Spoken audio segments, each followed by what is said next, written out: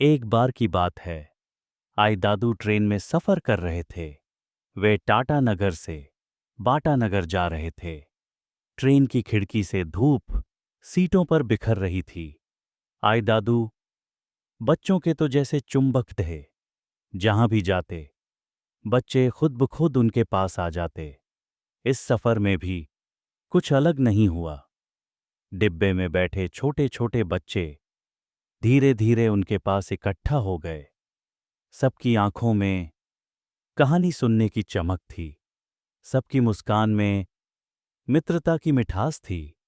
एक बच्चे ने धीरे से पूछा, आई दादू, आज हमें एक कहानी सुनाएंगे? आई दादू मुस्कुराए। उनकी आंखों में वही पुराना प्यार भरा अपनापन। उन्होंने कहा, क्यों नहीं बेटा, जरूर सुनाऊंगा। आओ, सब पास आ जाओ। बच्चों, कभी कभी एक छोटी सी बात जिंदगी की बहुत बड़ी सीख बन जाती है।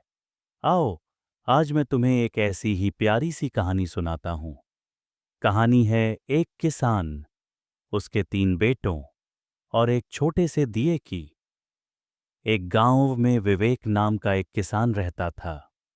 उसके 3 बेटे थे, रवि, मोहन और सबसे छोटा बेटा गणेश। विवेक अपने बेटों से बहुत प्यार करता था। वो चाहता था कि बड़े होकर वे समझदार और अच्छे इंसान बने। एक दिन विवेक ने अपने तीनों बेटों को बुलाया। उसने हर बेटे को एक एक सिक्का दिया और बोला, इस सिक्के से कोई ऐसी चीज खरीदो जो घर का पूरा कमरा भर दे। शाम को मैं देखूंगा किसने क्या किया। तीनों बेटे सोच में पड़ गए। सबसे बड़े बेटे रवि ने सोचा, कुछ सस्ता खरीदना होगा ताकि ज्यादा मिल जाए। वह बाजार गया और ढेर सारी सूखी घास खरीद लाया। वह घास कमरे में डालता रहा, पर कमरा पूरा नहीं भरा। उसे निराशा हुई। दूसरे बेटे मोहन ने सोचा, घास से बेहतर कुछ। वह कपास लेकर आया। कपास हल्की थी, वह बहुत मात्रा में आई, लेकिन फिर भी कमरा पूरा नहीं भरा। वह भी चुपचाप सोचने लग गया। अब बारी थी गणेश की। वह कमरे में आया, खाली हाथ। भाई हैरान हो गए। अरे, यह तो कुछ भी नहीं लाया। लेकिन गणेश मुस्कुराया। उसने अपने सिक्के से एक छोटा सा दिया खरीदा था। गणेश ने दिया कमरे के बीचों बीच रखा था और दिया जला दिया। धीरे धीरे उस छोटी सी लौ की सुनहरी रोशनी पूरे कमरे में फैल गई। कमरा सच में भर गया। विवेक ने यह देखा और उसकी आंखों में खुशी और गर्व चमक उठा। वह बोला, रवि और मोहन, तुमने जगह भरने की कोशिश की, लेकिन गणेश ने अंधेरा मिटा दिया। बेटों, याद रखो, हमारी जिंदगी में कमरे जैसे बहुत से खाली स्थान होते हैं।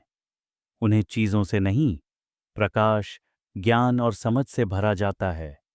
सबसे बड़ी पूंजी है रोशनी बांटना, प्यार देना और सही बात को समझना। तीनों बेटों ने पिता को गले लगा लिया और गणेश के दिए का प्रकाश उनके दिलों में हमेशा के लिए उजाला फैला गया। कहानी सुनकर डिब्बे में थोड़ी देर शांति छा गई। बच्चे चुपचाप सोचने लगे। फिर सबकी आंखों में खुशनुमा चमक लौट आई। एक बच्चा बोला, तो कमरा चीजों से नहीं, रोशनी से भरता है। दूसरा धीरे से पूछ बैठा, मतलब दिल भी ऐसे ही भर जाता है आई दादू? आई दादू मुस्कुराए। हाँ बेटा, जब हम प्यार, समझ और अच्छाई जगाते हैं तो दिल रोशन हो जाता है। तो बताओ, कैसी लगी आज की कहानी? अगर अच्छी लगी हो तो जल्दी से सब्सक्राइब बटन दबाओ, क्योंकि मैं हर हफ्ते तुम्हारे लिए लाता हूँ नई नई मज़ेदार और सीख देने वाली कहानियाँ। और हाँ, घंटी वाला बटन भी दबाना, ताकि अगली कहानी शुरू होते ही तुम्हें पता चल जाए। आई दादू के बारे में अपने दोस्तों को भी बताओ। चलो फिर मिलते हैं अगली आई दादू स्टोरी में। मुस्कुराते रहो, सीखते रहो।